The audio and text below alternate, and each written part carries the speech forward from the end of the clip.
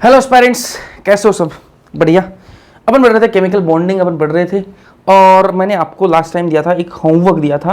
क्या होमवर्क दिया था? ये इनके करेक्ट जो बॉन्ड एंगल है, ऑर्डर ऑफ बॉन्ड एंगल बताना था आपको। ठीक है कि बॉन्ड एंगल का ऑर्डर क्या आएगा। कुछ मैंने करके बताया था आपको, कुछ मैंने आपको होमवर्क दिया था, कुछ नहीं करके भेजे। उम्मीद है आप जिन्होंने करके भेजे उनसे बढ़िया उम्मीद है मुझे, बाकी जिन्होंने नहीं करके भेजे कोई दिक्कत नहीं, आपकी मर्जी है भेजो या ना भेजो। ठीक है, तो ये होमवर्क अगर अभी भी आपको थोड़ी आंखें खुल गई हैं तो भेज देना। चलो, type of d orbital used in hybridization की बात करेंगे। अपन क्या पढ़ रहे थे? एप्लीकेशंस ऑफ हाइब्रिडाइजेशन पढ़ रहे थे। मैंने आपको बताई थी कि एप्लीकेशंस ऑफ हाइब्रिडाइजेशन कौन से, पहले बॉन्ड एंगल है, फिर type of d orbital used in hybridization, कि हाइब्रिडाइजेशन के अंदर कौन से टाइप की डी ऑर्बिटल यूज हुई है। Hybridisation in odd electronic species, odd electronic species की हाइब्रिडेशन कैसे निकालेंगे। ठीक है, hybridisation of some molecule in solid state, solid state के अंदर कोई मॉलिक्यूल हो तब उसकी हाइब्रिडेशन क्या होगी।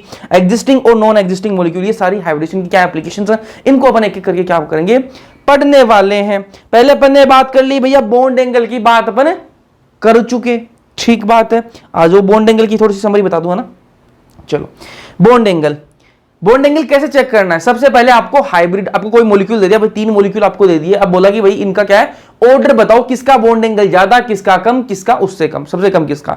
तो ये सारा आपको क्या पूछा, 3 मॉलिक्यूल आपको देके पूछा कि भाई किसका बॉन्ड एंगल क्या होगा। ठीक है, ऐसा आपने एग्जैक्ट नहीं पूछा, फिर पूछा कि इनका ऑर्डर बताओ, कि मतलब असेंडिंग ऑर्डर में लगाओ, उनको डिसेंडिंग ऑर्डर में लगाओ, किसका सबसे कम है, फिर उसका ज्यादा, फिर उससे ज्यादा। ठीक है, तो ऐसे बॉन्ड एंगल का ऑर्डर हमें बताना है। तो सबसे पहले आपको करना क्या है कि उन तीनों मॉलिक्यूल्स का निकाल लेंगे अपन, हाइब्रिडाइजेशन निकाल लेंगे। क्या निकाल लेंगे? हाइब्रिडाइजेशन। अब हाइब्रिडाइजेशन कैसे निकालते हैं वो मैं आपको ऑलरेडी बता चुका हूं। क्या बताया मैंने आपको? सम अप कर देते हैं, आ जाओ। ठीक है, नहीं पढ़ो फिर भी बता देते हैं, आ जाओ। मैंने आपको बताया था वीएससीपीआर के अंदर बताया था कि ये जोड़ बाकी गुणा भाग वाला सिस्टम मैंने आपको बताया था। ठीक है, और उसके बाद मैंने आपको हाइब्रिडाइजेशन के अंदर बता चुका हूं कि ये जितने बॉन्ड और लोन पेयर आए, जितने बॉन्ड और लोन पेयर आए उनको क्या कर दो, प्लस कर दो, आपका क्या आ जाएगी, हाइब्रिडाइजेशन आ जाएगी। ये मैं आपको ऑलरेडी यार बता चुका हूं। ठीक है, चलो, तो सबसे पहले आपको हाइब्रिडाइजेशन निकालनी है। अगर sp हाइब्रिडाइजेशन आई तो भैया बॉन्ड एंगल सबसे ज्यादा, क्योंकि sp में क्या होती है, 180 डिग्री बॉन्ड एंगल होता है।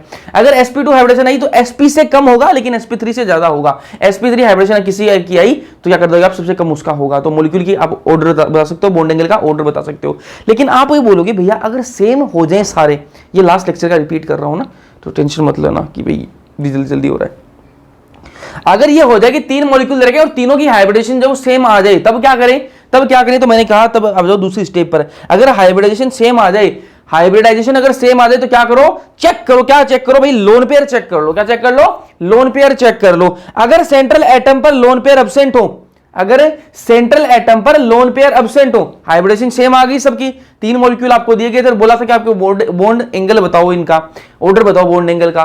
तो आपने कहा कि पहले हम हाइब्रिडेशन निकालेंगे, निकाल लिया आपने, लेकिन हाइब्रिडेशन तो सेम आ गई, अब कैसे निकालोगे? तो दूसरी स्टेप पर आपको आना है, और दूसरी स्टेप क्या है कि आपको लोन पेयर चेक करने हैं। अगर लोन पेयर एब्सेंट हुए, अगर सेंट्रल एटम पर लोन पेयर नहीं है तो क्या कर दो कि भैया सबका इक्वल होगा, एंगल क्या होगा, इक्वल होगा। अगर लोन पेयर नहीं है तो इक्वल एंगल होगा। अगर लोन पेयर है सेंट्रल एटम पर तो फिर आगे की प्रोसेस करते हैं। अगर लोन पेयर हुए सेंट्रल एटम पर तो देखो जिसके अंदर ज्यादा लोन पेयर है, 3 मॉलिक्यूल दिए हैं, अगर एक के अंदर ज्यादा लोन पेयर है तो उसका क्या होगा, बॉन्ड एंगल सबसे कम होगा। एक के अंदर मान लो 3 लोन पेयर है तो उसका बॉन्ड एंगल कम। एक के अंदर 2 लोन पेयर है तो उसका बॉन्ड एंगल 3 वाले से तो थोड़ा सा ज्यादा होगा। एक के अंदर एक ही लोन पेयर है तो उसका बॉन्ड एंगल सबसे ज्यादा होगा। तो ऐसे आप उसका ऑर्डर बता सकते हो। लेकिन अगर ऐसा हो जाए कि तीनों के अंदर बॉन्ड एंगल सेम ही हो, तीनों के अंदर बॉन्ड एंगल नहीं, लोन पेयर जो सेम ही आ जाए, हाइब्रिडेशन सेम आ गई, लोन पेयर भी सेम आ जाए। अगर लोन पेयर और हाइब्रिडेशन दोनों सेम आ जाए तो क्या करो, साइज ऑफ सराउंडिंग एटम, उनके अंदर सराउंडिंग एटम लगे हुए हैं, उनकी साइज देखो। अगर सराउंडिंग एटम की साइज बढ़ रही है तो बॉन्ड एंगल बढ़ेगा, और अगर सेंट्रल एटम की साइज घट रही है तो बॉन्ड एंगल की साइज, सेंट्रल एटम की साइज बढ़ रही है तो बॉन्ड एंगल घटेगा। ये सारी स्टेप मैं बता चुका हूं, ये आपको होमवर्क करने के लिए दिया था, ये आपको करना चाहिए था। अब बात करेंगे दूसरी एप्लीकेशन की, हाइब्रिडेशन की दूसरी एप्लीकेशन क्या है जी दूसरी application? Type of d orbital used in hybridization. Hybridization के अंदर कौन से टाइप की डी ऑर्बिटल यूज हुई है? अब आपको देखो, आपको ये हाइब्रिडेशन आपने निकाली, आपने हाइब्रिडाइजेशन निकाली, sp3d निकाल लिया आपने, कोई मॉलिक्यूल आपको दिया और उसकी हाइब्रिडेशन आपके पास क्या आई, sp3d आई। लेकिन वो आपसे क्या पूछ रहा है कि ये हाइब्रिडेशन आपके पास में sp3d तो आ गई, लेकिन ये d जो है ना, ये कौन से वाला d है, ये d जो है ये कौन से वाला d है, हमें तो ये बताओ। ठीक है, अगर आपके पास में हाइब्रिडाइजेशन क्या आ गई, sp3d2 आ गई, ठीक है, तो वो आपको क्या बोलेगा कि ये 2 डी आए हैं ना, ये 2 डी कौन कौन से डी हैं वो बताओ हमें। तो ये दोनों जो डी आए हैं, 2 डी आए हैं, कौन कौन से डी हैं वो बताओ हमें। ठीक है, बता देंगे, अभी सिखा दूंगा ना। अगर हाइब्रिडेशन क्या जाए sp3d3 आ जाए तो वो बोलेगा आपको कि ये D3 आए हैं, ये D3 कौन कौन से D3 हैं, ये एक D कौन सा है, दूसरा D कौन सा है, तीसरा D कौन सा है, ये कौन कौन से हमें तो ये बताओ। तो इसका सिंपल सा जो फंडा है वो क्या है भाई, sp3d हाइब्रिडेशन आ जाए, अगर हाइब्रिडाइजेशन है sp3d आ जाए और वो आपको अब sp3d हाइब्रिडाइजेशन कैसे आएगी, वो हाइब्रिडेशन मैंने आपको ऑलरेडी सिखा चुका हूं, नहीं पता जिसको वो लास्ट लेक्चर जाकर देख लेना, इसके जो पिछले वाला लेक्चर है वो देखना, उसके अंदर हाइब्रिडेशन कैसे निकालते हैं वो मैंने बताया है और बहुत आसान तरीके से बताया। तो यार उसको देख लेना, VSC-PR थ्योरी वाला लेक्चर देखना, इसके सारे लेक्चर देखोगे इस चैप्टर के तो मजा आएगा आपको। चैप्टर में एक बीच बीच में से देखोगे मजा नहीं आएगा। तो जो नए हैं उनके लिए बोल रहा हूं, पहले आप जो इस चैप्टर का फर्स्ट लेक्चर कम से कम देख के आना, ठीक है, फर्स्ट से लेकर ही ये सारे लेक्चर आप देखना इस चैप्टर के ना, बीच में से मत लेना वरना समझ में नहीं आएगा। sp3d हाइब्रिडेशन है, अगर हाइब्रिडेशन क्या है sp3d हाइब्रिडेशन है तो ये आपको पूछेगा कि ये d कौन सा है, d कौन सा d है, तो आपको बोल देना ये dz स्क्वायर है। कौन सा है, dz स्क्वायर। पहला जो d होता है वो कौन सा होता है, dz स्क्वायर होता है। अब मान लो आपके पास में क्या है sp3d2 हाइब्रिडाइजेशन है, आपको कोई मॉलिक्यूल दिया और आपके पास में हाइब्रिडेशन उसकी क्या आई, आपने निकाली जल्दी से जोड़वा के गुणा भाग करके वो डिवाइड एडिशन करके सब्ट्रैक्शन करके आपने क्या निकाली, हाइब्रिडेशन निकाली और हाइब्रिडेशन क्या आई, sp3d2 आ गई। अब आपको वो बोलेगा कि भाई sp3d2 तो आई, अच्छी बात है आपने निकाल ली, आसान चीज है, लेकिन हमें तो ये बताओ ये d2 दो डी जो आए हैं ना, 2 डी जो आए हैं ये डी है कौन से, हमें तो वो बताओ। तो आपको क्या बताना है कि भाई पहला डी वो कौन सा आता है, dz स्क्वायर आता है। पहला डी तो दिमाग में बैठ गया भाई, dz स्क्वायर आएगा। तो यहां पर 2 डी है, एक डी तो क्या होगा, dz स्क्वायर होगा, दूसरा कौन सा होगा, dx स्क्वायर y स्क्वायर होगा, एक dz स्क्वायर एक dx स्क्वायर y स्क्वायर होगा।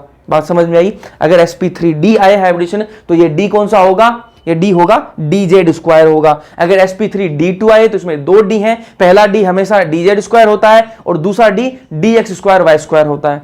ठीक बात है। अगर आपके पास में हाइब्रिडेशन sp3d3 आए, अगर आपके पास में हाइब्रिडाइजेशन जो है वो sp3d3 आए, तब आपको क्या बताना है, सिंपल सी बात बतानी है आपको कि भैया आपको वो पूछेगा कि इन तीनों में से ये तीनों डी कौन कौन से, हमें तो वो बताओ। तो पहला आपको पता है, पहला डी कौन सा आता है, dz स्क्वायर आता है, वो पढ़ चुके हैं अपन। dz पहला स्क्वायर कौन सा है, पहला डी कौन सा आएगा, dz स्क्वायर आएगा। दूसरा डी कौन सा आएगा, dx स्क्वायर y स्क्वायर आएगा। ठीक है, अब तीसरा बच गया, वो तीसरा डी कौन सा आएगा, dxy आएगा। दिमाग में आई बात, दिमाग में आई या नहीं आई, जल्दी से लिख के बताओ चैट बॉक्स में, जल्दी से बताइए कि इस दिमाग में बात बैठी या नहीं बैठी।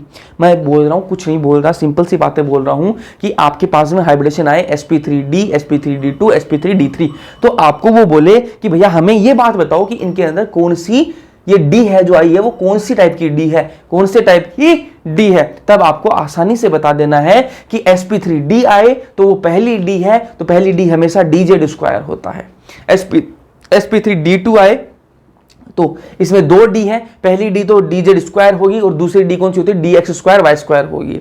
अगर आपको बोले sp3d3 का बताओ तो पहली डी तो dz स्क्वायर है ही, दूसरी D dx square y square हो गई और तीसरी डी होगी dxy होगी। कौन सी होगी, dxy। तो आप बता दोगे, कोई दिक्कत नहीं है। तो आप बता सकते हो type of d orbital used in hybridization, hybridization के अंदर कौन से टाइप की डी ऑर्बिटल यूज हुई है, आप बिल्कुल बता सकते हो, कोई दिक्कत नहीं है यहां तक। चलो आगे चलते हैं। अब ये क्वेश्चन है जी, क्वेश्चन है, क्वेश्चन के थ्रू समझते हैं। Type of d orbital used in hybridization by s during formation of sf6। इस sf6 की फॉर्मेशन के अंदर, sf6 की फॉर्मेशन के अंदर कौन से टाइप की डी ऑर्बिटल जो है वो यूज हुई है हाइब्रिडेशन के अंदर, ये हमें पूछा गया है। सबसे पहले इसकी हाइब्रिडेशन समझ लेते हैं। हाइब्रिडेशन कौन सी आएगी, sp3d2 आई है। कैसे आई, ab6l0 कैसे आएगा, ये मैं यार ऑलरेडी बता चुका हूं है ना, कैसे आएगा वो बताऊं, फिर भी बता देता हूं। चलो sf6 है, sf6 है, सल्फर के वैलेंस इलेक्ट्रॉन कितने होते हैं, 6, फ्लोरीन के कितने, 7, कितने हैं फ्लोरीन, 6 इंटू 6 कर देंगे, बाई 8 कर दो है ना, तो 6, इसको इधर कर लूँ मैं तो आपको दिख जाए, 6 इसको करेंगे सोल कितना आ जाएगा, 7 को 42, 48 बट्टे 8, ठीक है। और 48 में 48 को 8 से डिवाइड करेंगे, 48 को जब 8 से डिवाइड करेंगे तब कितना आएगा, 6 आ जाएगा। ठीक है, 8 6 जा 48, 8 6 जा 48 आता है, तो 6 आ जाएगा।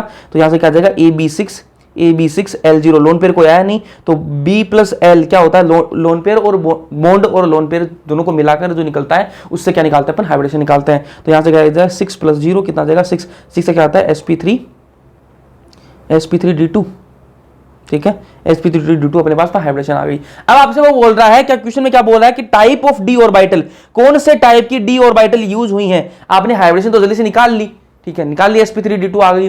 अब आप पूछ रहा है कि इसमें कौन से टाइप की डी ऑर्बिटल यूज हुई है, तो मैंने आपको बता रखा है कि 2 डी है, तो पहली डी जो है वो तो कौन सी होगी जी, dz² होगी, और दूसरी डी है वो कौन सी होगी, dx²y² होगी। अभी थोड़ी देर पहले बताया था मैंने आपको, पहली डी dz², दूसरी dx²y² होती है। यही चीज मैंने यहां लिख रखी है। ऐसे क्वेश्चन सोल्व कर लोगे, अब ऐसे क्वेश्चन अब सोल्व कर लोगे, कोई दिक्कत नहीं आएगी, समझ में आ गई। पहले हाइब्रिडेशन निकालनी है, उसके बाद आपको देख लेना है sp3d आए तो पहली डी dz² होती है, अगर sp3d2 है तो पहली डी तो क्या है dz² होगी, दूसरी डी भी है तो dx²y² कर दो। अगर sp3d3 आए तो क्या कर दोगे आप, पहली डी कौन सी होगी dz², दूसरी dx²y², तीसरी डी कौन सी हो जाएगी dxy हो जाएगी, ठीक है। तो ये आप निकाल लोगे, और ये आपका है बाबू होमवर्क, ये क्या है आपका होमवर्क,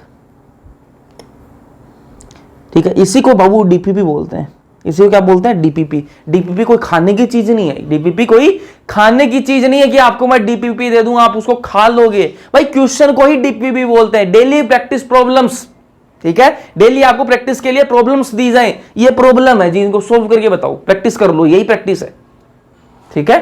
तो आप इसको होमवर्क के नाम पर आप करते नहीं हो, फिर बोलो डीपीपी नहीं दी, डीपीपी नहीं दी, उसको मजा नहीं है। तो ये करके भेजना यार, मजा आएगा आपको, ठीक है।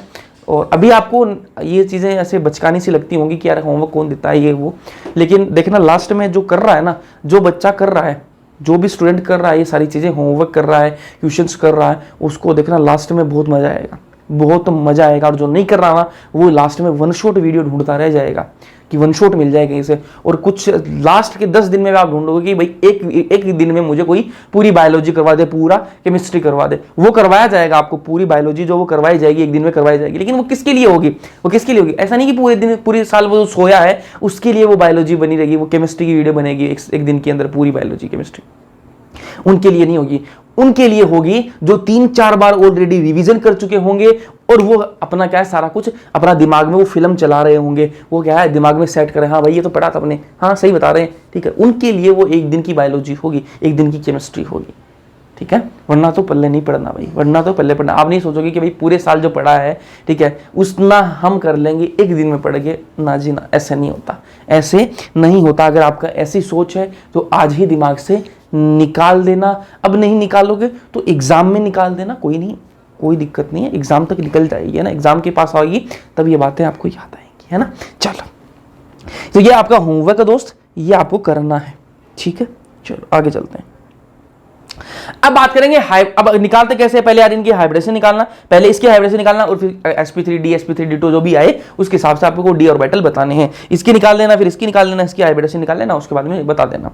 चलो हाइब्रिडेशन इन ऑड इलेक्ट्रॉनिक स्पीसीज की बात करते हैं, ऑड इलेक्ट्रॉनिक स्पीसीज की बात करते हैं, उसके अंदर हाइब्रिडेशन निकलती कैसे उसकी बात करेंगे। पहले तो ये समझो ऑड इलेक्ट्रॉनिक स्पीसीज है क्या, ऑड इलेक्ट्रॉनिक स्पीसीज है क्या, पहले तो वो समझते हैं, ठीक है। तो ऑड इलेक्ट्रॉनिक स्पीसीज उनको बोलते हैं, मान लो किसी के पास में 4 वैलेंस इलेक्ट्रॉन है, किसी के पास में क्या है 4 वैलेंस इलेक्ट्रॉन है, ठीक है, 4 वैलेंस इलेक्ट्रॉन है। अब इनमें से 3 ने क्या कर लिया, बॉन्ड बना लिया, 3 ने क्या कर लिया, बॉन्ड बना लिया, एक तो बच गया बेचारा, एक अकेला बच गया।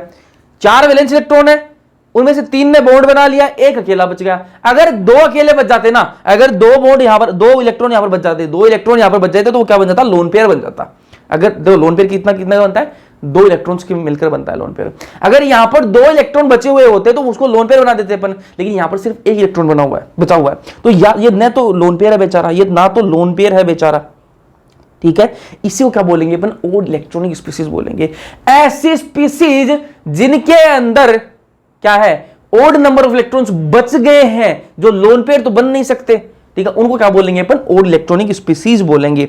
तो ये ध्यान से देखो, ऑर्बिटल्स हैविंग ऑड इलेक्ट्रॉन, ठीक है, वो ऑर्बिटल जिनमें ऑड इलेक्ट्रॉन है, ठीक है, 1 इलेक्ट्रॉन है, ऑड इलेक्ट्रॉन है, ठीक है, ऑड इलेक्ट्रॉन है, वो कैन पार्टिसिपेट इन हाइब्रिडाइजेशन, वो पार्टिसिपेट कर सकते हैं हाइब्रिडाइजेशन के अंदर only when surrounding atom is high electronegative, वो तभी पार्टिसिपेट कर सकते हैं जब सराउंडिंग एटम क्या हो, हाई इलेक्ट्रोनेगेटिव हो। ऑर्बिटल हैविंग, वो ऑर्बिटल वो ऑर्बिटल जिनके पास में एक इलेक्ट्रॉन है और इलेक्ट्रॉन है, ठीक है, वो हाइब्रिडाइजेशन में तभी पार्टिसिपेट कर सकते हैं जब सराउंडिंग एटम क्या हो, इलेक्ट्रोनेगेटिव हो। अब इसको ध्यान से सुनो, अपन ने हाइब्रिडेशन निकाली थी, तब मैंने क्या कहा था कि इसमें क्या जोड़ते हैं अपन, इसमें जोड़ते हैं अपन बॉन्ड पेयर, यार चल जाओ, bond pair, bond plus lone pair जोड़ते हैं,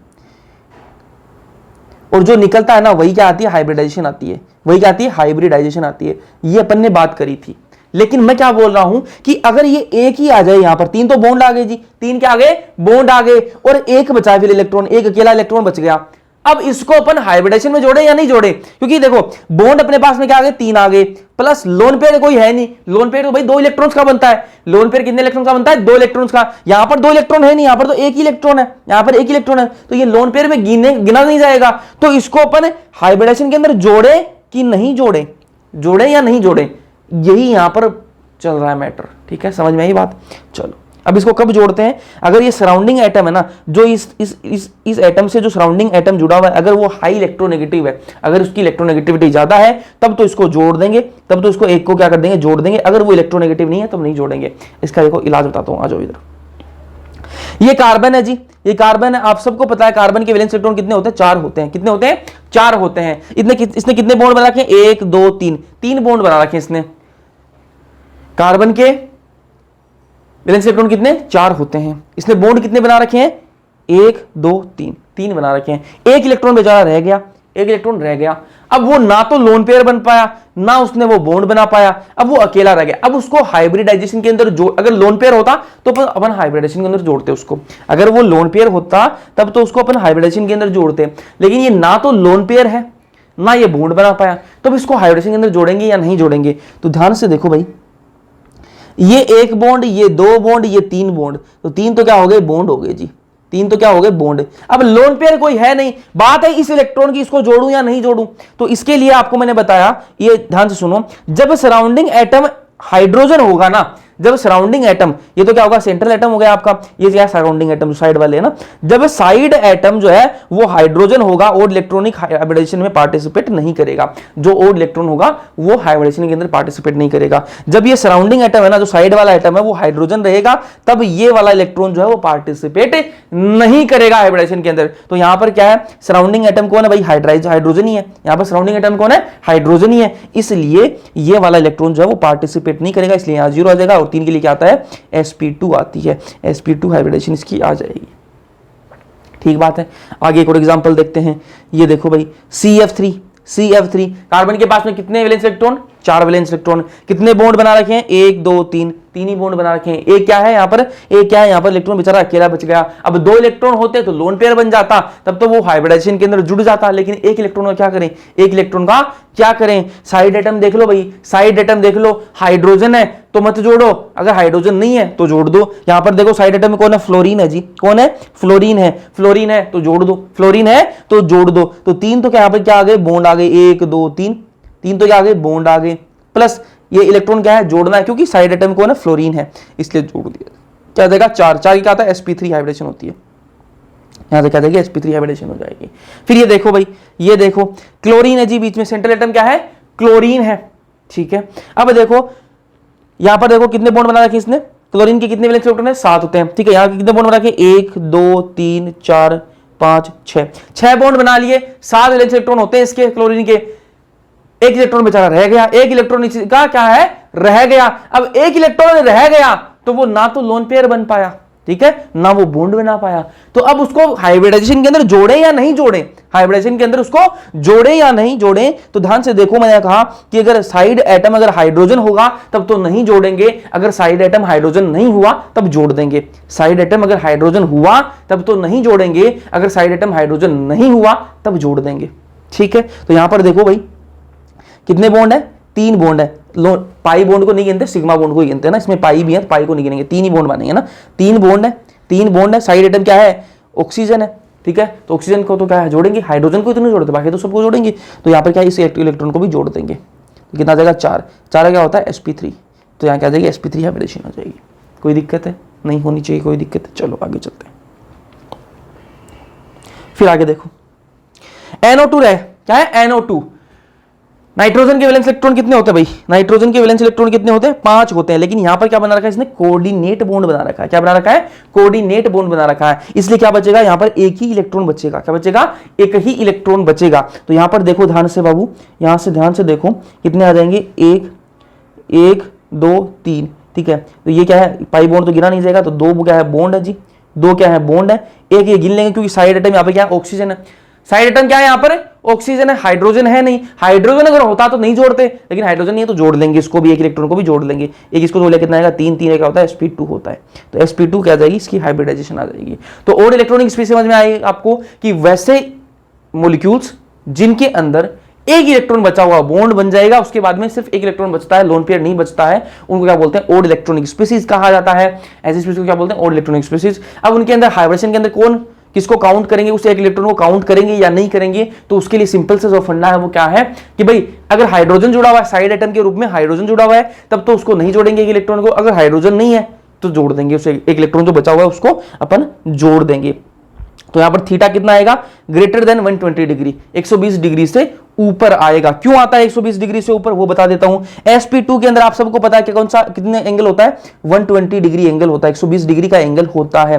तो यहां पर sp2 ही तो है, फिर 120 डिग्री एंगल क्यों नहीं है? इसलिए नहीं है क्योंकि अगर यहां पर NO2 पर क्या होता? लोन पेयर अगर होता ना, यहां पर लोन पेयर अगर होता तो वो यहां पर इसको नीचे धकेलता, इन दोनों बॉन्ड्स को क्या करता? नीचे धकेलता। नीचे धकेलता तो यहां पर बॉन्ड एंगल कितना आता? 120 डिग्री से कम आता। 120 डिग्री से क्या आता? कम आता। लेकिन यहां पर लोन पेयर नहीं है। यहां पर क्या है? लोन पेयर नहीं है। यहां पर क्या है? लोन पेयर जो है वो नहीं है। यहां पर सिर्फ एक इलेक्ट्रॉन है। तो एक इलेक्ट्रॉन है, उसकी इतनी चल नहीं पाएगी, इतनी चल नहीं पाएगी। तो ये दोनों बॉन्ड है वो एक दूसरे से दूर जाना चाहेंगे। ये थोड़ा इधर आएगा, ये थोड़ा इधर आएगा, तो बॉन्ड एंगल जो 120 डिग्री से ज्यादा होगा। ठीक बात है। चलो ये एसिडिक ऑक्साइड है। NO2 जो है एसिडिक ऑक्साइड होती है, इसके बारे में थोड़ा सा ध्यान में रखना। NO2 के बारे में एसिडिक ऑक्साइड है ये। ठीक है, can cause acid rain, acid rain cause कर सकती है। sp2 स्ट्रक्चर है इसका। ठीक है, sp2 हाइब्रिडेशन है, बैंड स्ट्रक्चर है। ठीक है, पैरामैग्नेटिक होती है, इनफेड इलेक्ट्रॉन इसमें ब्राउन कलर की गैस बनाती है। चलो ये बातें होगी। अपन ने किसकी बात कर ली? हाइब्रिडेशन और इलेक्ट्रॉनिक स्पीशीज। और इलेक्ट्रॉनिक स्पीशीज जो है उसके अंदर हाइब्रिडेशन क्या होती है वो सबने समझ लिया। नेक्स्ट अपन समझते हैं hybridization of some molecule in solid state. Solid state के अंदर मॉलिक्यूल्स की हाइब्रिडेशन क्या होगी? देखो PCl5 आपको दिया जाए, आपको बोले PCl5, तो आप हाइब्रिडेशन निकाल, आपको बोलेगी PCl5 की हाइब्रिडेशन बताओ, तो आप हाइब्रिडेशन निकाल दोगे PCl5 की जल्दी से कि भाई जोड़ बाकी गुणा भाग किया वो, हाँ इसके वैलेंस इलेक्ट्रॉन इसके इतने बाई 8 कर दो, डिवाइड बाई 8 कर दो, हाँ ये आ जाएगा, ये रिमाइंडर आ गया, ये आपका क्या आ गया? क्वोशंट आ गया। उससे क्या कर देंगे अपन? AbL6 ये निकाल देंगे। हाँ हाँ ठीक ठीक, हाँ ये ऐसे आप कर सकते हो ना, ऐसे आप कर सकते हो। ठीक भैया कर सकते हैं। लेकिन ये तो क्या हो गया? नॉर्मल जब कंपाउंड दिया हो ना आपको, PCl5 नॉर्मल दिया हो, तब आप क्या करना? वो वाला हाइब्रिडेशन निकालना। अगर आपको बोल दे कि सॉलिड स्टेट में है, PCl5 किस में है? सॉलिड स्टेट में है, तब क्या करोगे? तब हाइब्रिडेशन उस तरीके से नहीं निकलेगी। ठीक है, अगर आपको सिर्फ PCl5 दे दिया जाए कि भाई ये लो PCl5 और इसकी हाइब्रिडेशन बताओ, तो जल्दी से आप जोड़ बाकी गुणा भाग वाली ट्रिक लगाना, काम बन जाएगा, आपका काम बन जाएगा। लेकिन ध्यान से देखना, अगर PCl5 के आगे S लिखा हुआ हो, अगर PCl5 के आगे क्या हो? S हो, सॉलिड स्टेट में हो, तब उस तरीके से नहीं होगा। तब क्या करना है आपको? PCl5 अगर सॉलिड स्टेट में हो तो इसको दो भागों में तोड़ दो, किसमें? PCl4 प्लस और PCl6 नेगेटिव। किसमें? PCl4 नेगेटिव और PCl6 नेगेटिव में उसको तोड़ दो। फिर क्या करो? फिर PCl4 नेगेटिव, फिर PCl4 पॉजिटिव क्या है? ये क्या है? कैटाइनिक यूनिट है, और ये PCl6 नेगेटिव ये क्या है? एनायनिक यूनिट है। इसका क्या आएगा? Ab4L0, इसका आएगा Ab6L0, इसकी आएगी टेट्राहाइड्रल sp3, इसकी आएगी ऑक्टाहाइड्रल sp3d2। ऐसे इसकी क्या निकलेगी? दोनों की हाइब्रिडेशन निकलेगी, कैटाइनिक यूनिट और एनायनिक यूनिट की निकलेगी हाइब्रिडेशन। ठीक है, सॉलिड स्टेट में दे रखा हो तो इसको तोड़ना पड़ेगा, ये याद ही रख लेना यार, है ना, क्योंकि PCl5 ही अपने सिर्फ सॉलिड स्टेट के मॉलिक्यूल की हाइब्रिडेशन के नाम पर सिर्फ PCl5 अपने सिलेबस के अंदर है, तो PCl5 को याद रख लेना है इसको। ठीक है, ये तो PCl5 अगर नॉर्मल दिया हो तब तो अपन अपना फॉर्मूला यूज कर ही लेंगे, अगर सिर्फ PCl5 आपको दिया हो तब तो अपन अपना फॉर्मूला जो है वो यूज कर लेंगे। लेकिन अगर PCl5 आपको सॉलिड स्टेट में दे दिया जाए, तब आपको क्या करना है? तब आपको उसको दो भागों में तोड़ देना है, एक कैटाइनिक यूनिट, एक एनायनिक यूनिट। PCl4 प्लस और PCl6 नेगेटिव, Ab4L0 आ जाएगा, इसका Ab6L0 आ जाएगा, इसका टेट्राहाइड्रल बन जाएगा, टेट्राहाइड्रल Ab4L0 क्या बनता है? sp3 हाइब्रिडेशन बनती है, Ab6L0 क्या आ जाएगा? ऑक्टाहाइड्रल sp3d2 आ जाएगा। कोई दिक्कत है यहां तक? कोई नहीं होनी चाहिए। फिर बात करेंगे अपन existing and non existing molecules की। देखो अपन किसकी एप्लीकेशन पढ़ रहे हैं? हाइब्रिडेशन की एप्लीकेशन पढ़ रहे हैं। देखो यहां देखो, पहले अपन ने बॉन्ड एंगल फटा, फिर type of d orbital used in hybridization ये पढ़ लिया अपन ने, hybridization in odd electronic species ये भी अपन ने पढ़ लिया, hybridization of some molecule in solid state ये भी अपन ने पढ़ लिया। अब बात करेंगे existing and non existing molecule. यहां से देखो ये एग्जिस्टिंग और नॉन एग्जिस्टिंग वाला जो मॉलिक्यूल है इससे क्वेश्चन पूछा जाता है ना, बहुत बार क्वेश्चन आया है, ठीक है। इससे डायरेक्ट क्वेश्चन पूछता है कि ये कौन सा मॉलिक्यूल एग्जिस्ट नहीं करता, कौन सा मॉलिक्यूल स्टेबल नहीं है, ऐसे क्वेश्चन पूछे जाते हैं, ठीक है। तो उन्हीं की देखते हैं। Existing of and non existing molecule, existing और नॉन एग्जिस्टिंग मॉलिक्यूल्स की बात करते हैं। सबसे पहला क्या है, non contraction of d orbital. मैं आपको एक चीज बताऊं, देखो एक चीज बताता हूं आपको मैं, ये क्या है, एस है, ये क्या है, पी है, ये क्या है, डी है, ठीक है, डी है। अब देखो ध्यान से, मैंने आपको बताया था कि एस और पी जो है वो आपस में जुड़ के, ठीक है, 4 कमरे हैं उनको आपस में तोड़ के अपन ने नए कमरे बना दिए, 4 सेम साइज के कमरे बना दिए। वो दोनों क्या वाला, एस और पी दोनों के आपस में क्या होगी, मिक्स हो गई थी। एस और पी आपस में क्या हो गई थी, मिक्स हो गई थी। तो ऐसे पी और डी भी तो मिक्स हो सकती हैं, ऐसे पी और डी भी तो मिक्स हो सकती हैं। तो मैंने कहा ये तभी मिक्स होंगी, एस और पी तो मिक्स हो जाते हैं, लेकिन ये डी और पी जो है वो तभी मिक्स होती हैं, तभी आपस में मिलती हैं जब जो जुड़ने वाला एटम हो ना वो कैसा हो, इलेक्ट्रोनेगेटिव हो। वो कैसा हो, इलेक्ट्रोनेगेटिव हो, तभी ये आपस में जुड़ेंगी। सिंपल भाषा में बताऊं कि बात ऐसी है, बात ऐसी है, हम 3 दोस्त बैठे हैं, हम 3 दोस्त कहां बैठे हैं, क्लास की बेंच पर बैठे हैं, क्लास की शीट पर बैठे हैं, शीट है ना, बैठने वाली जगह, बेंच पर बैठे, टेबल जो चेयर है उस पर बैठे। अब 3 दोस्त बैठे हैं, हम 3 दोस्त बैठे हैं हम, ठीक है। जगह इतनी ही है, जगह है थोड़ी सी, जगह है थोड़ी सी। अब कोई लड़का आया और बोला कि भाई हमें बिठा ले, हमें बिठा ले, है ना, इतनी कोई खास दोस्ती वोस्ती है नहीं, बोला कि हमें बिठा ले ना, जगह ही नहीं है यार, जगह नहीं, 3 तो बैठे हैं यार, फिर परेशान होंगे, पूरा दिन परेशान होंगे यार, क्लास में मजा नहीं आएगा पढ़ने का ना, पीछे बैठ जा ना, पीछे बैठ जा, हमारे पास इतनी जगह नहीं है। ठीक है, चला गया, नहीं बैठाएंगे, उसके लिए जगह नहीं करेंगे। वहीं लड़की आ गई, क्लास की कोई लड़की आ गई और बोला कि हाँ प्रदीप, हाँ मुझे भी बिठा लेना, मेरे को आज सीट नहीं मिल रही, फिर पीछे से मुझे दिखेगा नहीं है ना, आज मेरे को चश्मा भी लगा हुआ, मेरे को यहाँ से दिखता है, ठीक है।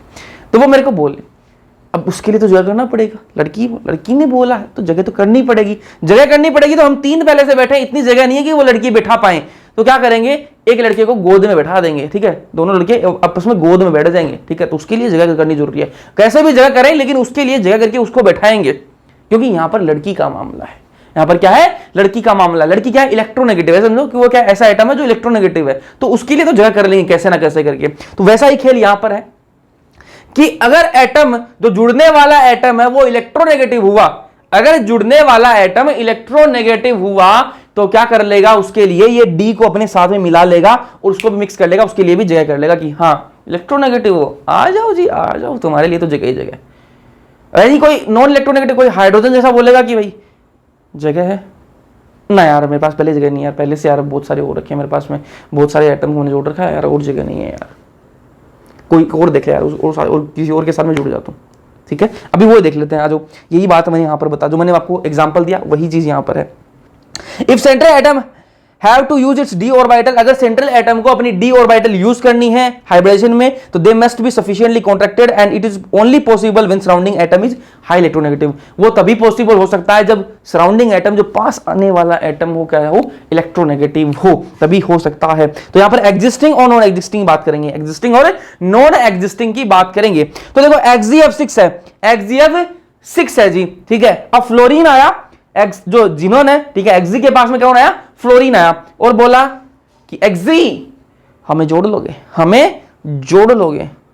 तो कहा क्यों नहीं जोड़ेंगे तुम्हें, क्यों नहीं जोड़ेंगे, तुम तो यार बढ़िया इलेक्ट्रोनेगेटिव हो, तुम तो बढ़िया इलेक्ट्रोनेगेटिव हो, आओ इधर जल्दी आओ हमारे पास, जल्दी आओ। तो क्या करेगा, D3 को अपने अंदर ले लेगा, ये 2 D3 है इनको अपने अंदर ले लेगा, P है इसके साथ में मिक्स कर लेगा, P के साथ में, है ना। तो क्या बन जाएगा, sp3d3। वही देखो एक्सी, देखो यहां पर भी 6 F जुड़े हुए हैं, यहां पर भी एक्सी के साथ में कितने F है, 6 F जुड़े हुए हैं, और यहां पर देखो 6 H जुड़े हुए हैं, यहां पर 6 H जुड़े हुए हैं। एक्सी के पास में हाइड्रोजन आया, बोला एक्सी दोस्त मेरे लिए जगह कर लेगा, मुझे जोड़ लेगा अपने साथ में। एक्सी ने बोला यार इसको क्या ही जोड़ो, इसको क्या ही जोड़ो, हाइड्रोजन से क्या ही मतलब यार, कुछ फायदा तो होना नहीं है, कुछ फायदा तो नहीं है, इसको टाल देते, टाल यार 11H देख दोस्त तू मेरा बहुत बढ़िया दोस्त, मैं तेरे को अंदर ले लेता, मेरे साथ में जोड़ लेता, लेकिन यार पहले से बोलते तो यार जगह तो है नहीं यार, कहाँ सुनूंगा यार तेरे को, समझा क्या थोड़ा सा उसको भेज देगा तो यार किसी को और कुछ जुड़ जाने और साथ में किसी और के साथ में भेज देगा उसको। तो XGF6 जो है वो एग्जिस्ट नहीं करता, ये नॉन एग्जिस्टिंग है। क्या है? नॉन एग्जिस्टिंग है। XGF6 बिल्कुल एग्जिस्ट करता है जी, बिल्कुल एग्जिस्ट करता है, लेकिन XGH6 जो है वो एग्जिस्ट नहीं करता। क्यों नहीं करता? F6 जो है इलेक्ट्रोनेगेटिव लड़की है। क्या है? लड़की है। लड़की के लिए तो जगह बनी जाएगी ना, और H6 क्या है? लड़का है, लड़की के लिए कौन जगह करेगा। चलो फिर एग्जिस्टिंग देखो भाई, XGF2 फिर फ्लोरीन आया, बोला XG जगह कर लेगा, तेरे लिए तो जगह ही जगह है यार, आ जा, ठीक है, बैठा लेगा। तो sp3 D बना लेगा, D है यहां पर मिक्स हो गई। लेकिन XGH2 एग्जिस्ट नहीं करता, क्यों? हाइड्रोजन आएगा, बोला XG जोड़ लेगा, नहीं यार जगह नहीं है यार, कहां जोड़ूंगा देखो, ठीक है। तो XGH2 जो है वो एग्जिस्ट नहीं करता। वैसे देखो SF6 फ्लोरीन हाई इलेक्ट्रोनेगेटिव लड़की, ठीक है, आएगा, F आएगी, है फ्लोरीन आएगी, लड़की है ना, आएगी। हाँ, और सल्फर आकर बोलेगी यार सल्फर यार मेरे पास जगह नहीं है, फिर मेरे को दिखता नहीं, फिर मेरे को चश्मा लगा हुआ ना, तेरे को तो पता है ना यार, मेरे को दिखता नहीं है, फिर मेरे बोर्ड को दिखता नहीं, फिर मेरे को सिर में दर्द होता है, इसलिए मेरे को बैठा ले तेरे पास में। सल्फर बोले आजा बैठ जा, ठीक है। तो यहां पर F6 जो है वो बैठा लेगा, ठीक है, सल्फर के साथ में जोड़ लेगा, तो इसलिए एग्जिस्ट करता है, sp3D2 बन जाएगा। लेकिन यहां पर ये जो है, यहां पर S था, इसके साथ में 6 फ्लोरीन जुड़े थे, यहां पर S है, वही S है, और इसके साथ में 6 हाइड्रोजन है, लेकिन ये एग्जिस्ट नहीं करता। क्यों एग्जिस्ट नहीं करता? हाइड्रोजन आएगा, बोला सल्फर यार बैठा लेना यार, मेरे को बैठा ले, तेरे पास में बैठा लेना, मैं भी समझ लूंगा तेरे साथ में, तू पढ़ता है, मैं तेरे साथ में बैठ के पढ़ लूंगा ना, चलता है ना स्कूल में। यार जगह नहीं है यार, क्या करूँ यार, देखो 3 बैठे हैं पहले से, हम तेरे पास जगह नहीं, कहाँ से बैठाएंगे यार, तो पीछे बैठा, मैं तेरे पीछे बता दूंगा, पीछे वाली सीट पे बैठता हमारे, है ना, हाँ वो ऐसे करके इसको टाल देगा। तो इसलिए SH6 जो है एग्जिस्ट नहीं करता। बातें समझ में आ गई? इलेक्ट्रोनेगेटिव होगा तो उसके साथ में उसके लिए जगह बनाई जाएगी, D ऑर्बिटल्स को यूज कर लिया जाएगा। लेकिन अगर इलेक्ट्रोनेगेटिव नहीं हुआ, हाइड्रोजन जैसा है कोई, तो उसको क्या है, बातों में टाल दिया जाएगा। तो ये एग्जिस्ट करते हैं, ये एग्जिस्ट नहीं करते हैं, ठीक है। चलो नेक्स्ट बात करेंगे इम्प्रॉपर कोवेलेंसी। इम्प्रॉपर कोवेलेंसी ये क्या बवाल है, ये मैं आपको पहले के सेकंड लेक्चर के अंदर बता चुका हूं। Second period element maximum covalency कितनी शो कर सकता है? 4। सेकंड पीरियड के जो एलिमेंट्स हैं, वो एलिमेंट्स जो सेकंड पीरियड से बिलोंग करते हैं, वो मैक्सिमम कोवेलेंसी कितनी शो कर सकते हैं? 4 शो कर सकते हैं। कितनी? 4 शो कर सकते हैं, ठीक है। जो जितने भी सेकंड पीरियड के एलिमेंट है, वो मतलब ज्यादा से ज्यादा बॉन्ड कितने बना सकते हैं? 4 बना सकते हैं। कोवेलेंसी का मतलब बॉन्ड कितने बना सकते हैं? 4 बना सकते हैं। अब इसका मतलब ये नहीं सारे 4 ही बॉन्ड बनाएंगे, ना जी ना, वो 1 बना सकते हैं, 2 बना सकते हैं, 3 बना सकते हैं, 4 बना सकते हैं, लेकिन 4 से ज्यादा नहीं बना सकते। 4 से ज्यादा नहीं बना सकते, ये मैं बोल रहा हूं कि सेकंड पीरियड वाले एलिमेंट है वो बॉन्ड बना सकते हैं अपनी मर्जी से कितने भी, लेकिन 4 से ज्यादा नहीं बनाएंगे। 1 बना सकते हैं, 2 बना सकते हैं, 3 बना सकते हैं, लेकिन 4 से ज्यादा नहीं बना सकते। ये बात हमने दिमाग में बैठा लेना। एक चीज और दिमाग में बैठा लेना कि फ्लोरीन जो है वो हमेशा एक ही बॉन्ड बनाता है। फ्लोरीन जो है वो हमेशा एक ही बॉन्ड बनाता है, ठीक बात है। तो 2 बातें आपको समझ में आई कि सेकंड पीरियड के जो एलिमेंट्स हैं वो हमेशा 4 बॉन्ड से ज्यादा नहीं बना सकते। कभी भी 4 बॉन्ड से ज्यादा आपको बनाए हुए दिखे तो बोल देना भाई ऐसा मॉलिक्यूल तो एग्जिस्ट ही नहीं करता। और अगर आपको फ्लोरीन कहीं 1 से ज्यादा बॉन्ड बनाया हुआ दिखाई दे, अगर आपको फ्लोरीन कहीं भी आपको 1 से ज्यादा बॉन्ड बनाया हुआ दिखाई दे तो बोल देना ऐसा कुछ भी पॉसिबल नहीं है, सारी मनगढ़ंत कहानियां हैं, ठीक है, ये एग्जिस्ट ही नहीं करता, ठीक है। तो यहां पर देखो अब एग्जिस्टिंग नॉन एग्जिस्टिंग की बात कर लेते हैं। NCl3 नाइट्रोजन कौन से पीरियड का एलिमेंट है जी? कौन से का? जल्दी बताओ कौन से का? Second period. कौन से का? सेकंड पीरियड का एलिमेंट है, ठीक बात है। सेकंड पीरियड का कितने बॉन्ड बना सकता है? बस ज्यादा से ज्यादा 4 बना सकता है, ज्यादा से ज्यादा 4 बना सकता है, क्योंकि सेकंड पीरियड वाले 4 बना सकते हैं, ज्यादा से ज्यादा 4 बना सकता है। कितने बना रखे हैं? 3 बना रखे हैं, तो बना लेने दे भाई, बना लेने दे बेचारे को, 3 ही तो बना रखे हैं। 4 से ज्यादा बनाएगा तब सोचेंगे इसके बारे में। 3 बना रखे हैं, एग्जिस्ट करेगा, बिल्कुल एग्जिस्ट करेगा, क्रॉस मार दिया, एग्जिस्ट करेगा जी, ठीक है। BF4 नेगेटिव बोरोन कौन से पीरियड का एलिमेंट है भैया? सेकंड पीरियड का एलिमेंट है। कितने बॉन्ड बना रखे हैं? 4 बॉन्ड बना रखे हैं। सेकंड पीरियड वाले 4 बना सकते हैं, बिल्कुल बना सकते हैं, बना लेने दे बेचारे को, बना लेने दे, एग्जिस्ट करेगा। फिर क्या है? ClF3 क्लोरीन कौन से पीरियड का एलिमेंट है? तीसरे पीरियड का है। कितने बॉन्ड बना रखे हैं? 3 बना के। बच्चे भी क्लोरीन जो है तीसरे पीरियड का है, तो तीसरे में तो और भी बना सकते हैं ना, और भी कितने बना, 3 बना के तो एग्जिस्ट करेगा, बिल्कुल एग्जिस्ट करेगा ना। अब बात करें नॉन एग्जिस्टिंग की, बात कर लेते हैं कौन कौन से एग्जिस्ट नहीं करते, ध्यान से सुनना।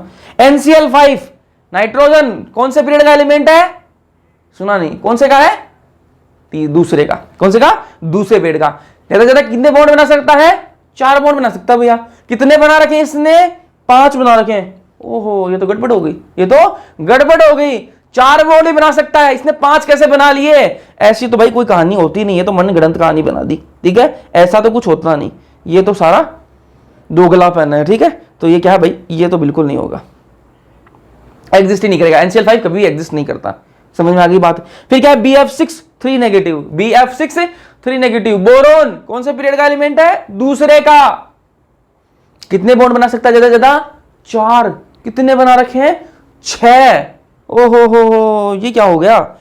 6 तो नहीं बना सकता जी। ठीक है, 4 से ज्यादा बना ही नहीं सकता, इसलिए एग्जिस्ट नहीं करेगा, एग्जिस्ट नहीं करेगा। तो BF6 भी एग्जिस्ट नहीं करता। फिर बात करें FCl3, फ्लोरीन कौन से पीरियड का एलिमेंट है? भैया दूसरे का।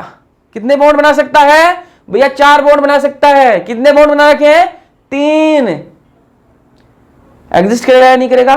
भैया बिल्कुल करेगा, क्योंकि वो तो 4 बॉन्ड बना सकते हैं। बाबू ऊपर ध्यान से देख, फ्लोरीन सिर्फ 1 बॉन्ड बना सकता है। फ्लोरीन दूसरे पीरियड का एलिमेंट है, लेकिन सिर्फ 1 ही बॉन्ड बना सकता है, ओनली 1 बॉन्ड। यहां कितने बना रखे हैं? 3 बॉन्ड बना रखे हैं, इसलिए एग्जिस्ट नहीं करेगा। खत्म।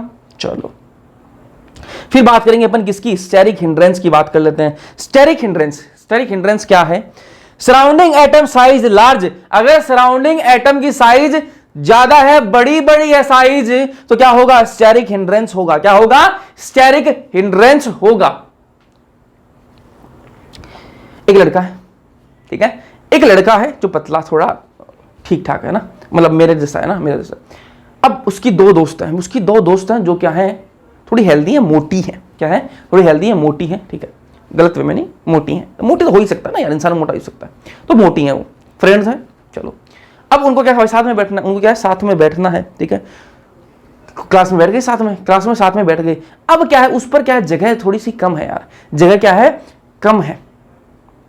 ठीक है, अब शीट जो है वो है तो 3 लोगों के लिए, जो बनी हुई है, जो बेंच है वो क्या है? 3 लोगों के लिए ही है। क्लास में जो बेंच रखी हुई है वो 3 लोगों के लिए है, लेकिन वो जो 2 लड़कियां हैं वो इतनी मोटी हैं कि वो दोनों को मिलाकर वहां 4 बन जाए। क्या 4 लोग बन गए? 2 को क्या है? 4 लोगों की जगह वो रोकती हैं, और एक कौन हो गया? मैं हो गया। ठीक है, तो एक जगह एक की जगह मैं रोकूंगा और 4 की जगह वो रोकेंगी। कितने हो गए भाई? 5 हो गए। 3 की सीट पर 5 लोग तो नहीं बैठ सकते, 3 लोगों की बेंच पर 5 लोग तो नहीं बैठ सकते। तो क्या होगा? हम तीनों बैठने लगे। पहली वो लड़की चली गई, फिर मैं बैठ गया, फिर वो दूसरी लड़की बैठने आई, वो दूसरी लड़की बैठने लगी। तो उसको यार तो दिक्कत हुई, क्योंकि हम दोनों फिर इतनी सी जगह बची, इतनी सी पर वो कैसे आए? उसको जगह चाहिए इतनी, वो इतनी सी पर कैसे आए? तो उसने बोला यार मैं परेशान हो जाऊंगी ऐसे, तो यार मेरे को मैं बैठ ही नहीं पा रही, क्या करूं? तो यहां पर क्या होगा? वो बैठ नहीं पाएगी, तो क्या होगा? उसका मजबूरन उसको कूट कर दूसरी सीट पर जाना पड़ेगा। दोस्ती हमारी तीनों की गहरी है। मेरी जो मेरे पास में बैठी है राइट लेफ्ट साइड में, उसके साथ में बढ़िया दोस्ती है। जो मेरे राइट साइड में बैठ रही थी उसके साथ में मेरी बढ़िया दोस्ती है। लेकिन अब जगह नहीं है, दोनों क्या है? मोटी हैं, जगह नहीं है, तो उसको उठकर जाना पड़ेगा दूसरी सीट पर, दूसरी बेंच पर उसको बैठना पड़ेगा। ठीक है, बैठना पड़ेगा। तो यहां पर क्या है? हमारी दोस्ती में क्या है? थोड़ी मिठास कम होगी, क्योंकि हमारा बीच का जो बॉन्ड है, हम तीनों बातें करते क्लास में बैठ के, टीचर बढ़ाता, हम पीछे बैठ के बातें करते, वो नहीं हो पाएगा, क्योंकि उसको दूसरी सीट पर जाकर बैठना पड़ा, क्योंकि वो मोटी है, वो बैठ नहीं पाएगी हमारे पास में। ठीक है, तो जब साइड एटम जो है ना, जो साइड एटम, मैं क्या हूं? सेंटर एटम, दोनों में क्या है? मेरे साइड एटम है। ठीक है, तो जो साइड एटम है ना, अगर वो मोटा है, बड़ा है, साइड एटम अगर बड़ा है, तो क्या है? बॉन्ड जो है वो टूट जाएगा भाई, स्टेरिक हिंड्रेंस हो जाएगा। वहां पे क्या हो जाएगा? स्टेरिक हिंड्रेंस हो जाएगा। उसकी वजह से जो मॉलिक्यूल है वो एग्जिस्ट नहीं कर पाएगा। तो इनकी बात कर लेते हैं। देखो आपको समझ में आई कि जो सराउंडिंग एटम है, मान लो ये क्या है? मेन एटम है जी, एक ए क्या है? मेन एटम है। इसके जुड़ा हुआ बी एटम जो है कि बहुत बड़ा है, ये एक और बी जुड़ा हुआ बहुत बड़ा है, ये एक और बी जुड़ा हुआ बहुत बड़ा है, ये एक और बी जुड़ा हुआ बहुत बड़ा है। तो यहाँ पर साइज बहुत बड़ी है, इनकी साइज बहुत बड़ी है, तो आपस में क्या होगा? इनमें स्टेरिक हिंड्रेंस होगा। ठीक है, और क्या है? ये टूट जाएगा, ये ऐसा बॉन्ड जो है वो ऐसा जो कंपाउंड है वो एग्जिस्ट नहीं कर पाएगा। तो सराउंडिंग एटम की साइज अगर बहुत ज्यादा बड़ी है, जो सराउंडिंग एटम उसकी साइज बहुत ज्यादा बड़ी है, तो स्टेरिक हिंड्रेंस होगा और बॉन्ड जो है एग्जिस्ट नहीं कर पाएगा, कंपाउंड जो एग्जिस्ट नहीं कर पाएगा। अब एग्जिस्टिंग की बात कर लेते हैं। एग्जिस्टिंग कौन कौन से उनकी बात कर लेते हैं। PCl6 नेगेटिव एग्जिस्ट करता है या नहीं करता? करता है जी, लेकिन PBr6 नेगेटिव नहीं करता। क्यों नहीं करता? क्योंकि आपको पता है कि डाउन द ग्रुप जाते हैं, ऊपर से नीचे की तरफ जाते हैं, तो क्या होता है, एटम की साइज क्या होती है, बढ़ती है जी। एटम की साइज क्या होती है, बढ़ती है। तो ग्रुप के अंदर फ्लोरीन ऊपर ही ऊपर, फ्लोरीन से नीचे जाएंगे तो कौन आएगा, क्लोरीन आएगा, और क्लोरीन से नीचे जाएंगे तो ब्रोमीन आएगा। मतलब क्या हुआ कि फ्लोरीन से बड़ा कौन होगा, क्लोरीन होगा, और क्लोरीन से बड़ा कौन होगा, ब्रोमीन होगा। तो यहां पर क्या है, क्लोरीन है, क्लोरीन तो एग्जिस्ट कर जाता है, लेकिन ब्रोमीन जो है वो एग्जिस्ट नहीं करता, क्योंकि ब्रोमीन की साइज बड़ी बड़ी है। तो यहां पर P है, ठीक है, इससे क्या है, ब्रोमीन जुड़ा हुआ, इसकी साइज भाई बहुत बड़ी है। इधर एक और ब्रोमीन जुड़ा, उसकी साइज और बड़ी है, इसकी साइज और बड़ी है, उसकी साइज और बड़ी है। तो यहां पर क्या होगा, स्टेरिक हिंड्रेंस हो जाएगा, और ये मॉलिक्यूल एग्जिस्ट नहीं कर पाएगा, ये मॉलिक्यूल एग्जिस्ट नहीं कर पाएगा। तो PCl6 नेगेटिव जो है वो तो एग्जिस्ट करता है, लेकिन यार PBr6 जो नेगेटिव जो है वो एग्जिस्ट नहीं करता। वहीं SiF6 नेगेटिव देखो, SiF6 नेगेटिव देखो, SiF6 नेगेटिव जो है वो एग्जिस्ट करता है। क्यों करता है? क्योंकि फ्लोरीन की साइज छोटी छोटी, फ्लोरीन की साइज छोटी छोटी, तो एग्जिस्ट कर जाएगा। लेकिन वहीं देखो SiCl, देखो F6 6F यहां पर है, यहां पर क्या है 6Cl है, लेकिन ये SiCl6 नेगेटिव जो ये एग्जिस्ट नहीं करता। क्यों? क्योंकि फ्लोरीन के नीचे कौन आता है, क्लोरीन नीचे आता है, नीचे आ रहा है, मतलब क्या है, साइज बढ़ गई भाई, साइज बढ़ गई। तो क्लोरीन की साइज क्या है, बड़ी बड़ी, फ्लोरीन की साइज छोटी छोटी, छोटी छोटी था तो क्या है, एग्जिस्ट कर गया, क्रॉस मार दिया, एग्जिस्ट कर गया। लेकिन SiCl6 नेगेटिव जो है इसकी साइज क्या हो जाएगी, बड़ी बड़ी हो जाएगी, तो क्या है, एग्जिस्ट नहीं कर पाएंगे। सीट पर जगह नहीं है, इतनी यहां नहीं बैठ पाएगी, उसको दूसरी सीट पर जाना पड़ेगा, तो बॉन्ड क्या है, टूट जाएगा। तो ये क्या है, एग्जिस्ट नहीं करता, SiCl6 नेगेटिव जो है एग्जिस्ट नहीं करता। फिर बात करें IF7 की, IF7, ठीक है, तो यहां पर क्या है, फ्लोरीन है, फ्लोरीन की साइज छोटी छोटी, तो क्या है, एग्जिस्ट कर जाएगा भाई, ठीक है, फ्लोरीन की साइज क्या है, छोटी छोटी, तो एग्जिस्ट कर जाएगा। लेकिन यही देखो ICl7